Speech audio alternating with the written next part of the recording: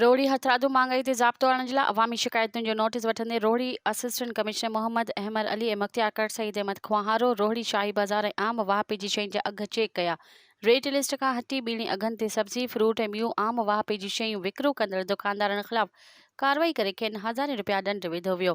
इन मौक़े ते असिस्टेंट कमिश्नर ऐं रोहड़ी मुख्तियार कार जो चवणु हो त सरकार पारां ग़रीब मिसकिन माण्हुनि खे रिलीफ फराहम करण लाइ आम वाहपे जी शयुनि में घटिताई कई वई आहे, पर ब्लैक मेलर दुकानदारनि जी हिक हठीअ जे करे साॻी शयूं ॿीणनि अघनि ते विकिरो थी रहियूं आहिनि।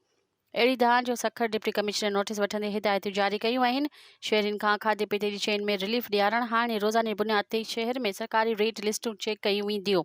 जेको दुकानदार कानूनी भञकड़ी कंदो उन ख़िलाफ़ सख़्तीअ सां पेश अची कानूनी कार्रवाई कई वेंदी। मज़ीद ख़बरनि ऐं तफ़सीलात लाइ विज़िट कयो असांजी वेबसाइट www.awamiNewsHD.com ऐं ॾिसंदा रहो अवामी न्यूज़ HD।